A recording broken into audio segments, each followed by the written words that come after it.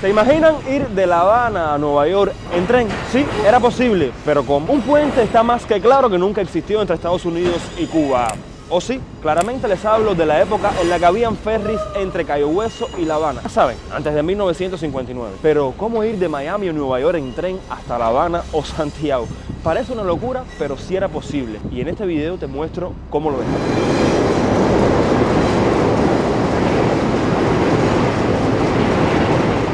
Bueno, y antes de empezar a hablarle acerca de la ruta Habana Special que unía a Estados Unidos con Cuba a través de un tren, sí, como están escuchando, quería pasar por este lugar que es muy poco conocido, casi nunca ha sido mostrado en los videos. Se trata de los elevados de La Habana. Y es que por aquí coge el tren, llega directamente hacia la estación central de ferrocarriles que se encuentra un poquito más adelante. Este video vamos a hablar de trenes, de ferries, de aviones, de todo un poco, sobre todo conexiones entre Estados Unidos y Cuba. Pero bueno, sí quería empezar este video mostrándole la parte de los elevados que ha sido muy poco vista en videos en YouTube, que las personas siempre muestran, por ejemplo, otras zonas de la ciudad, pero esta zona, que es la parte del puerto, ha sido mostrada muy pocas veces. Y a mí la verdad me recuerda así como, ustedes saben que a mí me encanta Nueva York, entonces me recuerda así como estos elevados que se encuentran en diferentes partes de Nueva York. Me recuerda, no sé, me da esta vibra, aunque sí sigue siendo una zona muy industrial. Ahora sí vamos a conocer cómo ir de Nueva York a La Habana en tren. Es que bueno, no es menos cierto que actualmente no muchos son los norteamericanos que visitan la isla, pero antes de 1959 eran miles los que visitaban Cuba para disfrutar de todo lo que este país tenía para ofrecer. Luego ya saben lo que pasó y disminuyó esta cifra hasta un porcentaje muy bajo. Pero bueno, en aquel entonces un empresario norteamericano llamado Henry Flagler se dio a la tarea de conectar Estados Unidos con Cuba de forma directa. Para él, el viaje en tren a través del mar no era algo imposible y logró hacer realidad su sueño mediante la ruta conocida como Habana Special. Mercancías y pasajeros viajaban a Cayo Hueso gracias a la extensión de las vías ferroviarias de isleta en isleta, lo que hicieron posible que esto ocurriera. Este viaje tenía una duración de aproximadamente 2 días. Posteriormente, los pesados vagones de ferrocarriles eran transportados hacia enormes ferry boats que emprendían el trayecto de 10 horas hasta Santiago de Cuba, por ejemplo. Su novedoso sistema permitió que la nación caribeña recibiese miles de turistas cada año, ya que no eran pocos los que se sentían atraídos por la idea de poder visitar la isla sin tener que bajarse de un tren. O sea, ustedes imagínense prácticamente montarse en su tren en Nueva York y luego llegar a La Habana sin tener que bajarte del tren. Todo esto a través de este sistema que te acabé de explicar. Además que sería muy interesante coger un tren montado encima de un barco. ¡Wow! O sea, para la época estaba súper adelantado, ¿eh?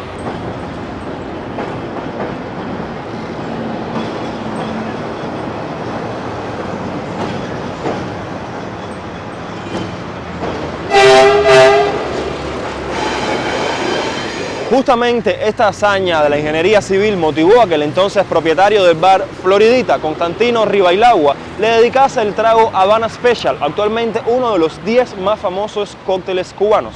Una hazaña de tal magnitud requirió de 7 años para materializarse.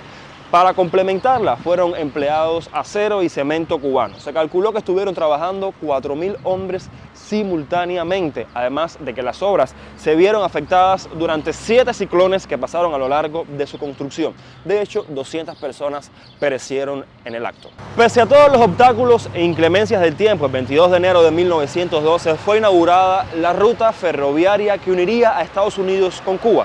Ese mismo día, Henry Flagler partió hacia La Habana con el fin de promover su innovadora empresa, o sea, súper adelantado para su época. Imagínense que más adelante le voy a explicar por qué claramente no funciona hoy esta ruta. Y bueno, no es culpa de la revolución del comunismo por primera vez, sino culpa de otra cosa que les estaré comentando más adelante.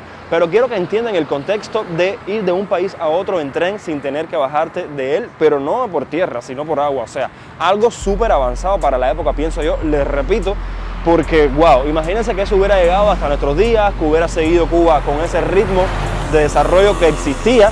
No sé si técnicamente es posible como construir un puente o algo así, ya que bueno, sería un puente de 90 millas, sería el puente más largo del mundo, o un túnel, sería muy difícil constructivamente lograr esto, Pero, wow, se imaginen yo ahora aquí les digo, bueno chicos, vámonos para Miami a hacer unas compras. Y ya, cogemos ahí, nos montamos en el tren, nos montamos en el ferry y estamos en Miami visitándolos a muchos de ustedes, que yo sé que la mayoría son cubanos de Miami. O sea, ustedes se imaginan esa locura.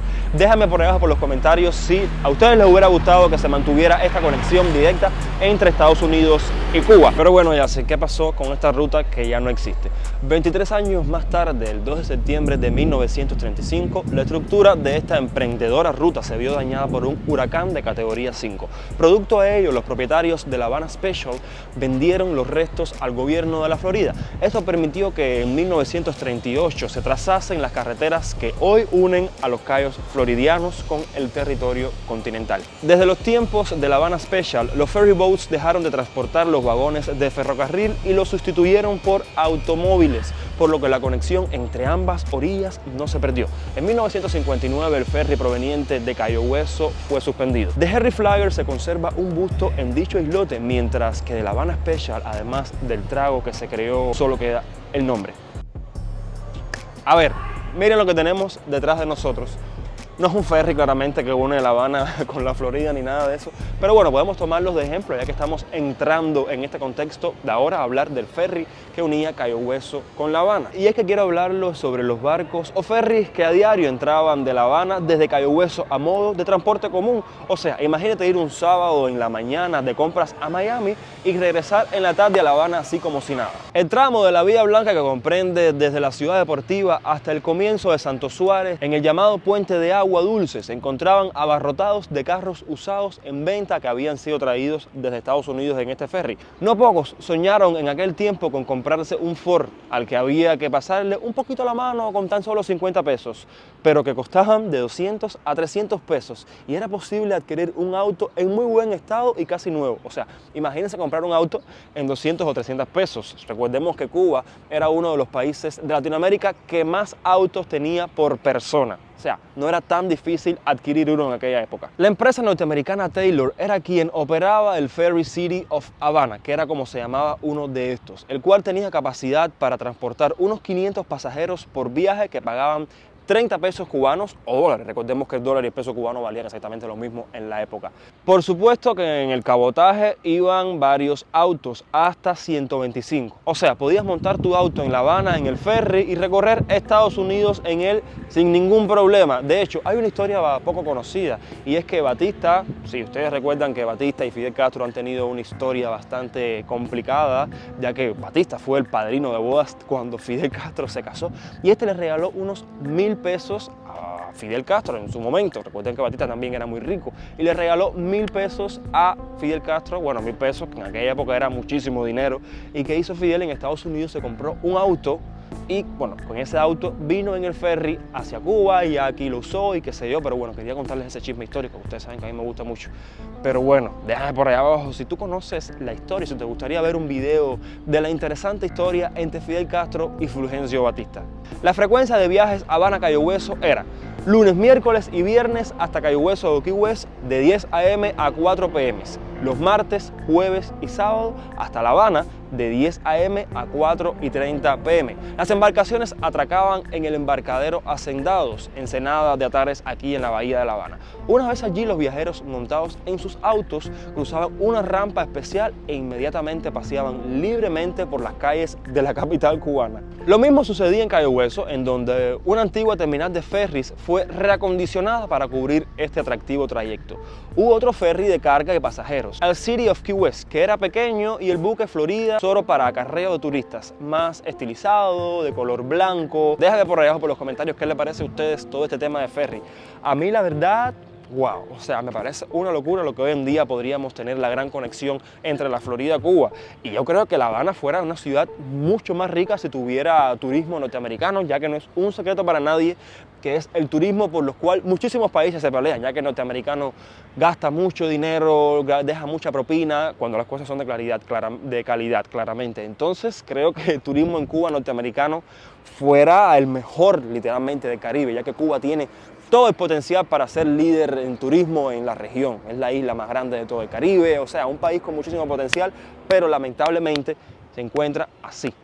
Poco turismo, infraestructura muy pobre y básica, el turista viene y sus necesidades básicas no están cumplidas porque tú vienes a Cuba esperando una cosa y te puedes encontrar que no encuentras agua, que no encuentras miles de cosas. Pero bueno, volviendo al punto. El ferry era una locura y me hubiera encantado, la verdad, que hoy estuviera presente todavía, ya que, aunque bueno, no es un secreto que todo el mundo no podía montar el ferry, porque bueno, si no, imagínense.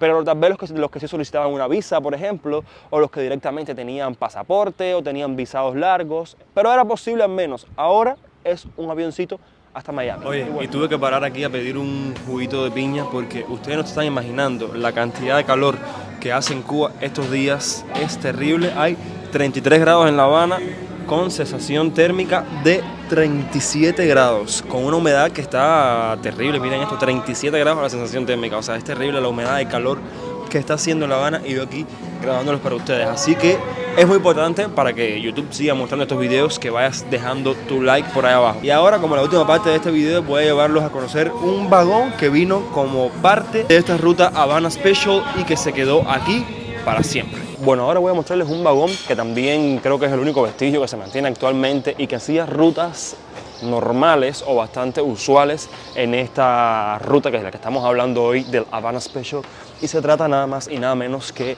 del coche Mambí o vagón presidencial, como también se le conoce, que le he mostrado el interior en otros videos. Y es que este se construyó en Estados Unidos en el año 1900 aproximadamente, de hierro y maderas preciosas y una distribución especial que lo convertía en una verdadera casa rodante.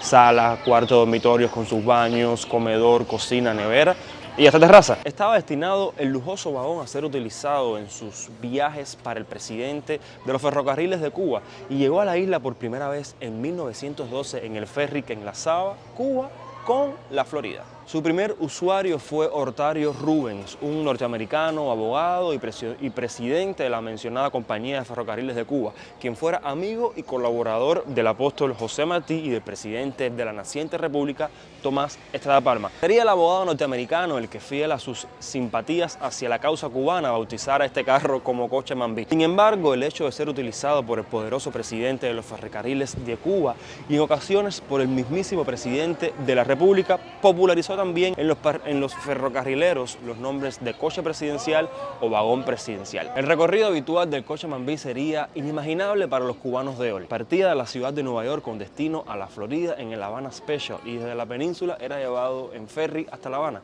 Ya en la capital cubana era acoplado en el tren número 1 para que el presidente de los ferrocarriles de Cuba pudiera hacer su recorrido de inspección hasta Camagüey. Luego retornaba a la capital del país acoplado en el tren número 2 y hacía todo el camino original a la inversa hasta Nueva York. O sea, este tren yo creo que es el único vestigio que queda aún en La Habana que hacía esta ruta desde Nueva York hasta La Habana a través de La Habana Special. Las buenas relaciones entre el empresario norteamericano y la presidencia de Cuba facilitaron que el coche Mambí fuera cedido en múltiples ocasiones para los viajes oficiales de los presidentes cubanos. Así hicieron uso de él los generales José Miguel Gómez, Mario García Menocal, Fulgencio Batista y el licenciado Alfredo Zayas. E incluso Fidel Castro utilizó hasta bien adentrados los 70 como vagón presidencial. Y nada, espero que les haya gustado este video súper interesante. Si fue así, ya lo saben, déjenme su like por ahí abajo, déjenme en los comentarios qué les pareció y por supuesto es muy importante su suscripción para que esta familia siga creciendo. Si tienes alguna recomendación de videos que te gustaría ver en este canal, déjamelo por ahí abajo también, que ustedes saben que aquí nos gusta buscar cositas así que muy pocas personas saben. Los quiero muchísimo y nos vemos en una próxima aventura, quién sabe dónde. Bye.